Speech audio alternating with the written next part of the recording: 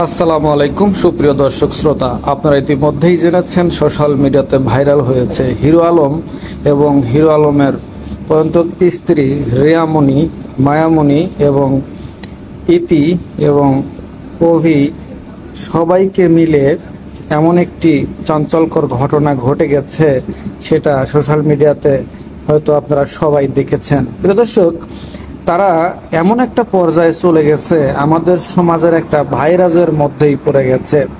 Hero Alam বলেন, রিয়ামণি বলেন, আর অভি বলেন, আর ইতি বলেন, এরা কিন্তু ঠিকই সোশ্যাল মিডিয়া থেকে লক্ষ লক্ষ টাকা কামিয়ে নিচ্ছে এবং তাদের দেখে আমাদের পরবর্তী জেনারেশন কি শিখবে বা কি বুঝবে, এটা নিয়েই আমি হতবাক।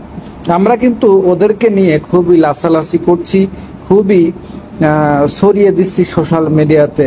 এই বিষয়গুলো কখনোই আমরা একবারও চিন্তা করি নাই যে তারা কিন্তু ঠিকই ঠিকের জায়গায় আছে।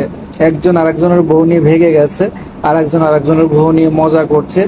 এইগুলো নিয়েই কিন্তু তারা অশ্লীলতা নিয়ে আছে। শেষ পর্যন্ত এক কথা এটাই বলা যায়, তারা কিন্তু অশ্লীলতার মাঝে আছে এবং ইসলাম বিরোধী কাজ করছে।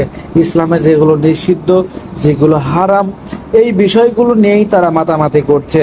আর আজকের যে ঘটনাটি ঘটেছে গত রাতে, সেটা হচ্ছে যে পুলিশের হাতে তুলে দিয়েছে হিরো আলম তার পূর্বের স্ত্রী এবং তার স্ত্রীর যে প্রেমিক অভি, এই দুইজনকে পুলিশের হাতে তুলে দিয়েছে। পুলিশ তাদেরকে আটক করে নিয়ে গেছে, সেটা আপনারা সোশ্যাল মিডিয়াতে দেখেছেন।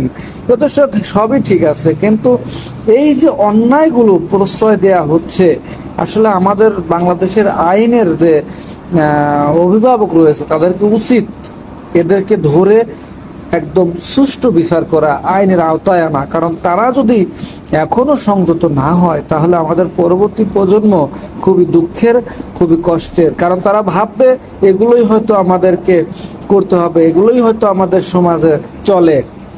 দেখেন, শিক্ষিত মানুষের যদি দাম না থাকে, অশিক্ষিত মানুষের যদি সম্মান বেড়ে যায়, তখন কি কেউ লেখাপড়া করতে চাইবে? তখন কি কেউ আর শিক্ষিত হইতে চাইবে? যে একজন শিক্ষিত মানুষ হয়ে যদি সামান্য ছোটখাটো চাকরি টিউশনি করে চলতে হয়, আর মূর্খ অশিক্ষিতরা নাচানাচি করে লক্ষ লক্ষ টাকা আয় করে সেই টাকা আবার ফেসবুকে ভাইরাল করে দেখায়, ফ্ল্যাট কিনে দেখায়, বাড়ি করে দেখায়, এগুলো যদি করে, তাহলে গুণী লোকজনও কি আর এই ভালো কাজগুলো করার জন্য আগ্রহ করবে? তারা তো ভাববে আমরা এত কষ্ট করে, এত পরিশ্রম করে, লেখাপড়া করে বড় হয়ে দেশের জন্য কি করতে পারছি, ফ্যামিলির জন্য কি করতে পারবো। তারা সামান্য অশিক্ষিত মূর্খ, তারা গেয় ভূত হয়ে তারা লক্ষ লক্ষ লক্ষ লক্ষ টাকা ইনকাম করছে এবং সেটা আমরা দেখতে পাচ্ছি। এগুলো আসলেই খুবই দুঃখজনক, কষ্টকর। তারা টাকা ইনকাম করুক, কিন্তু সাবলীন ভাবে, যাতে মানুষের, যাতে সমাজের মাঝে তুলে ধরা যায় এমন ঘটনা ঘটুক, আমাদের কোনো সমস্যা নাই। কিন্তু এটা সমাজে মেনেই নেওয়ার মতো না। তো প্রিয় দর্শক, আপনাদের মতামত কি, সেটা অবশ্যই কমেন্ট বক্সে কমেন্ট করে জানাবেন।